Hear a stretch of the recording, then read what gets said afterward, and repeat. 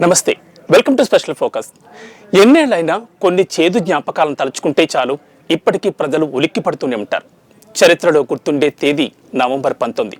అవును, 1977 నవంబర్ 19వ తేదీ యావత్ భారతదేశాన్ని కదిలించిన రోజు. వేల మంది ప్రాణాలు కడలిలో కలిసిపోయిన కాళరాత్రి. ప్రకృతి ఉగ్రరూపం దాల్చిన వేళ దివిసీమ ఉప్పెన ధాటకి బలై నేటికి 47 ఏళ్ళు.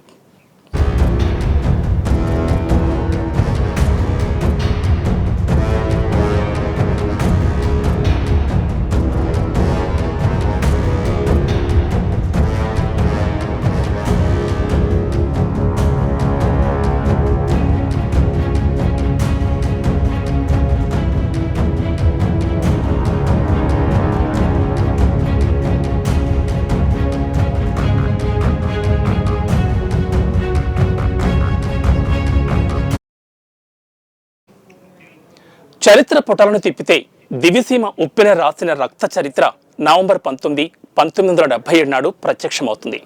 చరిత్రలో అది కేవలం ఓ తేదీ మాత్రమే కాదు, దివిసీమపై ప్రకృతి చేసిన మృత్యు సంతకానికి చిహ్నం. ఆ రోజు సముద్రం జలఖడ్గం దూసి రాకాసి అలల రూపంలో విరుచుకుపడితే ఊళ్లకు ఊళ్లే మాయమైపోయాయి. వేలాది మంది ప్రాణాలు బలికొన్న దివిసీమ ఉప్పెన విషాదం తెలుగు రాష్ట్రాల చరిత్రలోనే కాదు, భారతదేశ చరిత్రలోనే అత్యంత ఘోరమైన విషాదం అని చెప్తారు.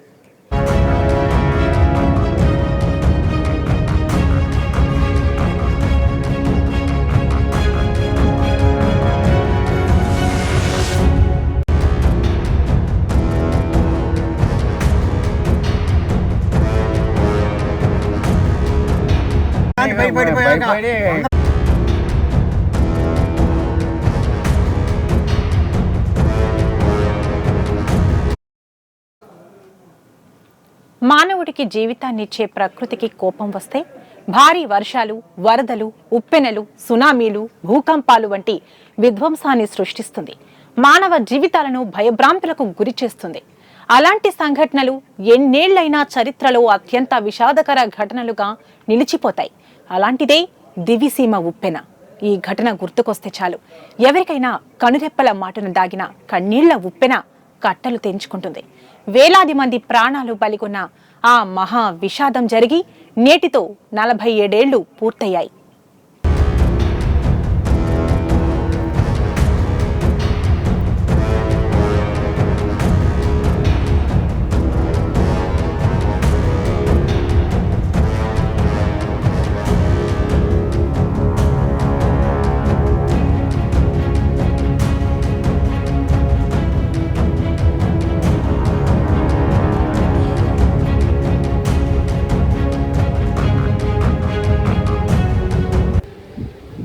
అది కాళరాత్రి. సముద్రం మృత్యువులా మారి కాటేస్తే, ఉప్పెన రూపంలో ముంచుకొస్తే ఎలా ఉంటుందో ఆనాటి రాత్రి కళ్ళారా చూశారు దివిసీమ వాసులు. తెల్లారి లేచి చూసిన తర్వాత మనిషి కనిపిస్తే బతికి ఉన్నట్లు, లేకుంటే చనిపోయినట్లు అని ప్రజలు అనుకున్నారంటే అదెంత మహా విషాదమో అర్థమవుతుంది. చరిత్ర పుటలను తిప్పితే దివిసీమ ఉప్పెన రాసిన రక్త చరిత్ర నవంబర్ 19, 1977 నాడు ప్రత్యక్షమవుతుంది.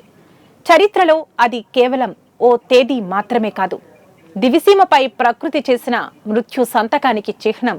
ఆ రోజు సముద్రం జలఖడ్గం దూసి రాకాసి అలల రూపంలో విరుచుకుపడితే ఊళ్లకు ఊళ్లే మాయమైపోయాయి. వేలాది మంది ప్రాణాలు బలిగొన్న దివిసీమ ఉప్పెన విషాదం తెలుగు రాష్ట్రాల చరిత్రలోనే కాదు, భారతదేశ చరిత్రలోనే అత్యంత ఘోరమైన విషాదమని చెబుతారు.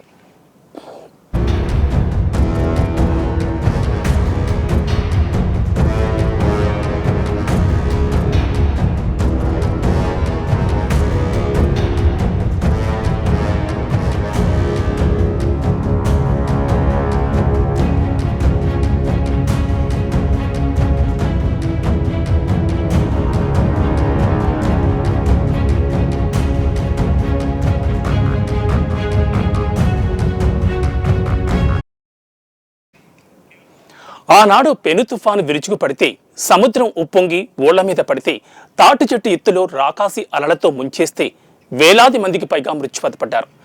అనధికారికంగా చనిపోయిన వాళ్ల సంఖ్య 30,000కు పైమాటే. ఇక మూగజీవాలు లక్షల సంఖ్యలో మృత్యువాత పడ్డాయి. ఆనాడు అండమాన్ సమీపంలో బంగాళాఖాతంలో ఏర్పడిన తుఫాన్ క్రమేపీ బలపడుతూ భయంకర ఉప్పెనగా మారింది. ఆ ముందు రోజు రాత్రి సముద్రుడు ఎంతో ప్రశాంతంగా కనపడడంతో ఎవ్వరికీ అనుమానం రాలేదు.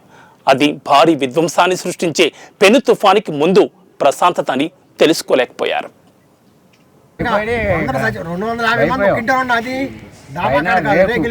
రేపు పైన కూర్చున్నాం, ఆడవాళ్ళు ఆ రేపు ఎగిరిపోయాము.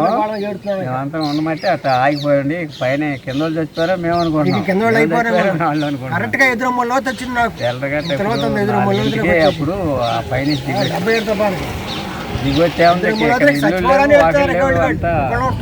అయిపోయింది. అయిపోతే ఇక తెల్ల దిగి మంచి నానా ఇబ్బందులు పంపుంటే అందుటే కొట్టుకుని ఉప్పు నీళ్ళు అయిపోయినాయి.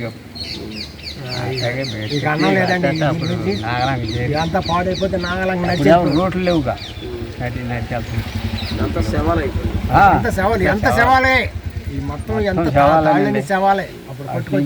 అటు నుంచి వచ్చినాయి శవాలు, ఇటు నుంచి ఆ ఊర్లో మా ఊరు చచ్చిపోతాం కొంచెం తక్కువే కానీ బాగా గొల్లపాలెం ఇటు ఓటగుణం ఇటు నుంచి వచ్చింది. అది బాగా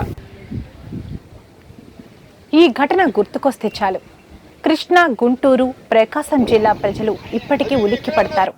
దివిసీమకు ఉప్పెన చేసిన గాయాన్ని తలుచుకుంటూ అదిరిపడతారు. 47 ఏళ్ల క్రితం ప్రకృతి చేసిన గాయాన్ని గుర్తు చేసుకుంటూ కంట కన్నీరు పెడతారు. ఆధునిక విజ్ఞానం అందుబాటులో లేని రోజుల్లో చరిత్ర చూడని పెను ప్రళయం, ప్రకృతి విలయం, లెక్కరాని వేలాది మందికి మింగేసిన ఉప్పెన, అనేక లక్షల మందిని చెట్టుకు ఒకరిని పుట్టకొకరిని చేసిన విపత్తు, లక్షలాది పశువుల ఉసురు తీసిన తుఫాను దివిసీమ ఉప్పెన.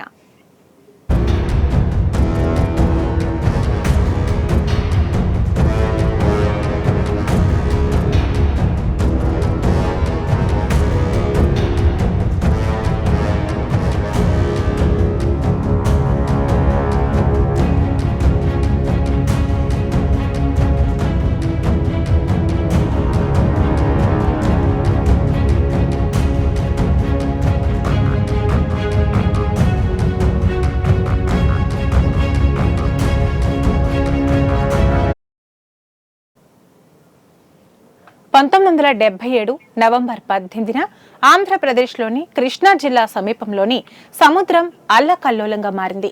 సాయంత్రానికి వాతావరణం చల్లగా మారిపోయింది.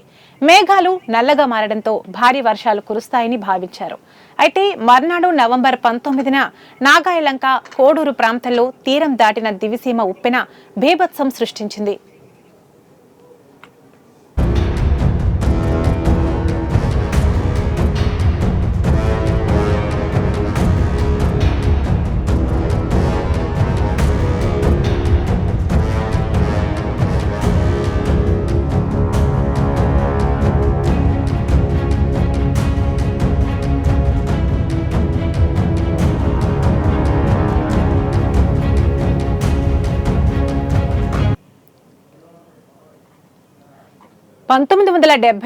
నవంబర్ 18న అండమాన్ నికోబార్ దీవుల వద్ద తీరానికి 520 కిలోమీటర్ల వద్ద అల్పపీడనం ఏర్పడి తర్వాత తుఫానుగా రూపాంతరం చెందింది.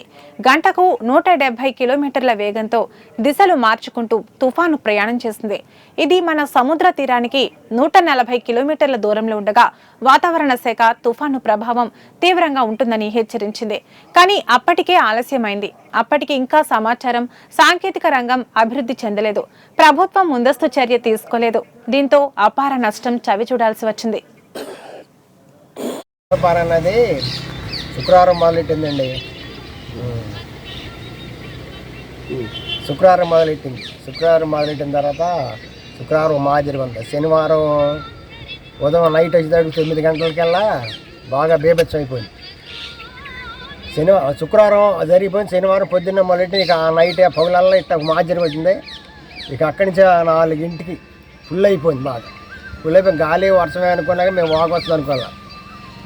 5 లోపల బాగా వచ్చేసి 5 లోపల బాగా ఫుల్ అయిపోయింది. సరిగ్గా మేము 250 మంది ఉన్నాం ఇంట్లో ఎదురు 3 లోతులోకి వచ్చింది. 250 ఎదురమ్మ లోతులోకి వస్తే ఇక పిల్లల్ని మా అన్నయ్య గారు అమ్మాయి మా బుద్ధల మీద ఎక్కించుకుని కొంతమంది ఇంటి పైకి ఎక్కారు, కొంతమంది ఇక్కడ కాలు ఉంటే కాళ్ళ గట్టు కొట్టుకుపోయారు. ఎక్కడ బేబెచ్చం అయిపోవాలి. ఇక ఒక రకమైన లేదు, ఇక డాబాలు అన్ని పూరిళ్ళుగా ఇక అయిపోయేటప్పటికి పైన ఉండాలి. పైన చచ్చిపోవాలి ఈ ఊర్లో మొత్తం ఒక 7-8 మంది చచ్చిపోరు. ఇంత పెద్ద చచ్చిపోవాలి తిండి. ఏపీలోని కృష్ణా జిల్లా సమీపంలోని సముద్రం అల్లకల్లోలంగా మారింది. మేఘాలు నల్లగా మారడంతో భారీ వర్షాలు కురుస్తాయని భావించారు. అయితే మర్నాడు అంటే నవంబర్ 19న నాగాయలంక కోడూరు ప్రాంతంలో తీరం దాటిన తుఫాన్ బీభత్సం సృష్టించింది. అందరూ గాఢ నిద్రలో ఉన్న సమయంలో ఒక్కసారిగా 3 తాడి చెట్ల ఎత్తులో సముద్ర కెరటాలు ప్రళయాన్ని సృష్టించాయి. అనేక గ్రామాలపై దివిసీమ ఉప్పెన పెను విధ్వంసాన్ని సృష్టించింది.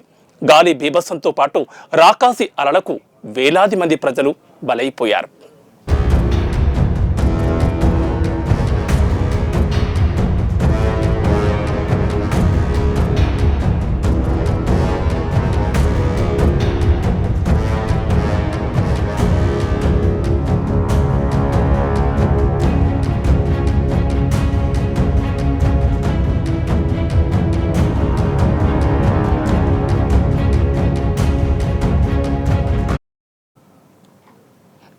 అందరూ గాఢ నిద్రలో ఉన్న సమయంలో ఒక్కసారిగా తీరం దాటిన ప్రళయ తుఫాను గ్రామాలపై పెను విధ్వంసం సృష్టించింది.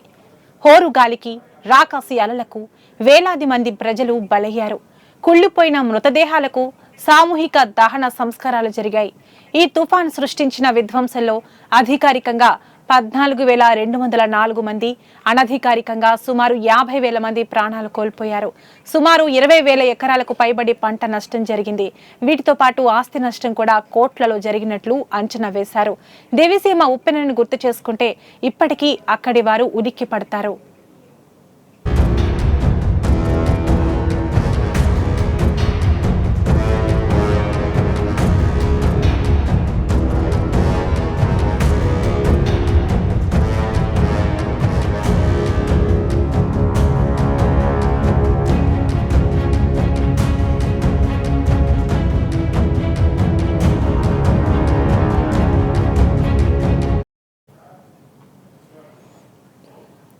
అప్పటి ప్రధాని ఇందిరాగాంధీ వచ్చి ప్రభుత్వ పరంగా ఆదుకున్నారు. అనేక స్వచ్ఛంద సంస్థలు తమ వంతుగా సాయం అందించారు.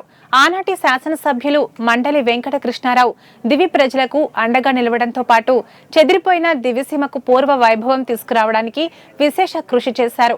ఎవరు ఎంత సాయం చేసినా కోలుకోలేని విలయం ఉప్పెన. అందుకే ఇప్పటికీ దివిసీమ ఉప్పెన అనే పదం కృష్ణా జిల్లా వారిని ఉలిక్కి పడేలా చేస్తోంది. తమ్ము జాలయ్య సరళగుంది మాకు తుఫాను మా దివిసీమ నాయలంక మాకు దివిసీమ మాకు శుక్రవారం నాడు మొదలుకుందండి వర్షం. సన్నగా కొద్దిగా వర్షం ఉంది. అది మామూలుగా మేము ఏమనుకుంటున్నామంటే ఇది గాలి మామూలుగా వర్షాలే అనుకున్నట్టుగా అనుకున్నాము. తర్వాత శనివారం నాడు పొద్దుడికి రేజ్ అయింది. ఈ ముఠాకూరులో ఉన్న గాలి సాయంత్రానికి కొండగాల్లోకి తిరిగిపోయి సముద్రంతో సహా కూడా అప్పుడు మా ఊళ్ళో కూడా మొత్తం కూలీ లేవు, ఒక డాబా అనేది లేదు. అసలు నాగాలాండ్కి వెళ్ళటానికి కూడా రోడ్లు లేవు పరిస్థితి మా ఊరు అప్పుడు. ఆ నవంబర్ 1977కి ముందు అక్కడి నుంచి కూడా సముద్రం ఎప్పుడైతే వచ్చేసిందో ఆ పొద్దుగు మాటలకి ఊళ్ళో పూరీళ్ళు అవటం వల్ల అందరూ కూడా ఇళ్ళ మీద ఎక్కేసేసారు. ఇక్కడికి 4-5 కిలోమీటర్లు ఉంటుంది గవలపల్లి అని. అక్కడికి ఆ తెప్పలు దాని కొంతమంది ఆ ఊపంపుడే 5 కిలోమీటర్ల దూరంలో కొంతమంది వెళ్ళిపోయారు. ఇక్కడ పిచ్చి చెట్లు ఊరన్నీ కూడా ఆ పిచ్చి చెట్లకి ఆడవాళ్ళు ఈ కోకలో చుట్టుకుపోయి జుట్టులు చుట్టుకుపోయి కొంతమంది ఊళ్ళోనే చనిపోయారు. మరి ఎక్కడో అక్కడే వెళ్ళిపోయారు. తర్వాత మళ్ళీ వెంటనే గంటలో లాగేసింది మళ్ళీ సముద్రం. లాగేసేటప్పటికి మేమంతా గవలపాలెం చేరేసాము. అప్పుడు ఎంత అవుతుంది, నేను కూడా తప్పైతే ఉన్నాను, 5 కిలోమీటర్లు చేరేసాను. అప్పుడు తెల్లారిన తర్వాత ఎవరు కాపాడ్డ వాళ్ళే బతికినట్టురా అనుకున్నాం, కాపాడిన వాళ్ళు చనిపోయినట్టే అనుకున్నాం. ఇక అక్కడి నుంచి కూడా ఎవరి కాడికే అప్పుడు 3 పూటలు అవుతుంది అన్నం తిని. అప్పుడు అన్నం కూడా లేక ఈ తుఫానికి బప్పాసకాయ చెట్లు ఎక్కడ పడిపోయినా సరే, పచ్చి కాయలైనా సరే, పేదాలు అన్నీ వాసుకుపోయినా మొత్తం ఆ కాయలు తిని ఆకలి తెచ్చుకుని నాగాలాంటి చేరాం. నాగాలంగా చేరిన తర్వాత అప్పుడు గవర్నమెంట్ వారు పులిహార ప్యాకెట్లు అవి ఇచ్చారు అందరికీ. ఈ తుఫాను బాధితులు ఎక్కడెక్కడైతే ఉన్నారో అన్ని సార్లకి వెళ్ళిపోయి హెలికాప్టర్ల ద్వారా కానీ ఏ విధంగా కానీ మాకు అందరూ కూడా ఆహార పొట్లాలు అందించారు. అక్కడి నుంచి రెండో రోజు నుంచి కొన్ని సంస్థలు కానీ గవర్నమెంట్ మాకు భోజనం పెడతాం ఇట్లా అటు నెల రోజులు జరిగిపోయింది.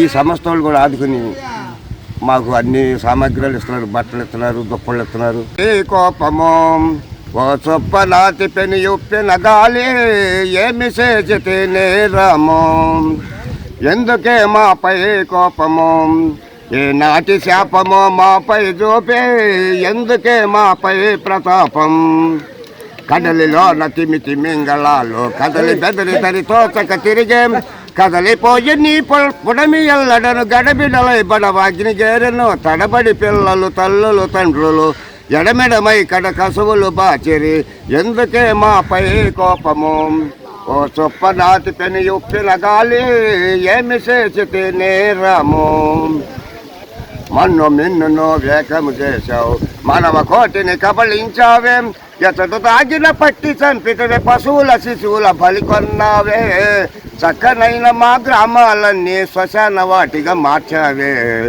ఎందుకే మాపై కోపము ఓ చొప్ప నాటి పెని ఉప్పిన గాలి ఏమి చేసితే నేరము. దివిసీమ ఉప్పెనతో నష్టపోయిన ప్రజలను అప్పటి ప్రధాని ఇందిరాగాంధీ వచ్చి ప్రభుత్వ పరంగా ఆదుకున్నారు. అనేక స్వచ్ఛంద సంస్థలు కూడా తమ వంతుగా బాధితులకు సాయం అందించాయి. ఎవరు ఎంత సాయం చేసినా కోలుకోలేని విలయం ప్రజలను ఉలిక్కిపడేలా చేసింది. దివిసీమ ఉప్పెన తుఫాను కలిగించిన తీవ్ర నష్టం ఆంధ్రప్రదేశ్ తీరం పొడవునా వాతావరణ హెచ్చరిక కేంద్రాల ఏర్పాటుకు దారితీసింది. శాశ్వత తుఫాను సహాయ శిబిరాలను అధికారులు తీరం పొడవునా ఏర్పాటు చేశారు. ఉప్పెన బారిన పడిన చిట్టచివరి గ్రామంలో తుఫాను మృతుల స్మారకాన్ని నిర్మించారు.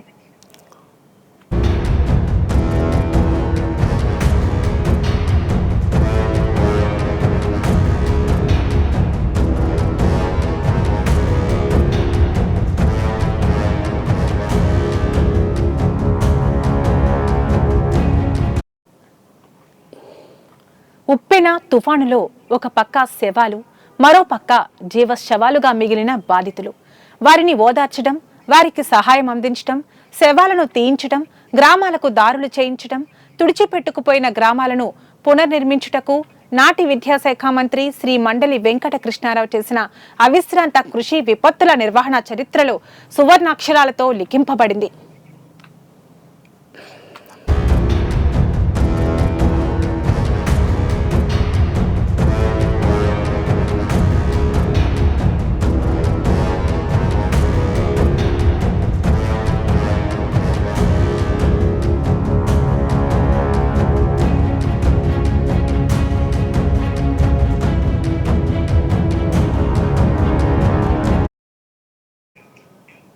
ప్రజలు బాధల్లో ఉండగా పదవిలో ఉండడం న్యాయం కాదని మంత్రి పదవికి రాజీనామా చేయడంతో అప్పటి ముఖ్యమంత్రి వెంగళరావు పునరావాస శాఖనిచ్చి దివిసీమ పునర్నిర్మాణ బాధ్యత ఆయన భుజస్కంధాలపై ఉంచారు.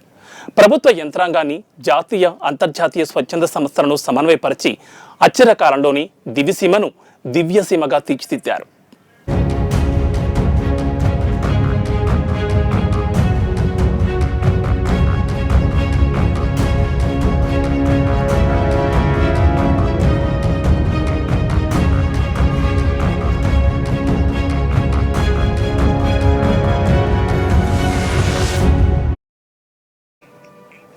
ఇది ఇవాళ స్పెషల్ ఫోకస్. మరో అంశంతో మళ్ళీ కలుద్దాం. నమస్తే.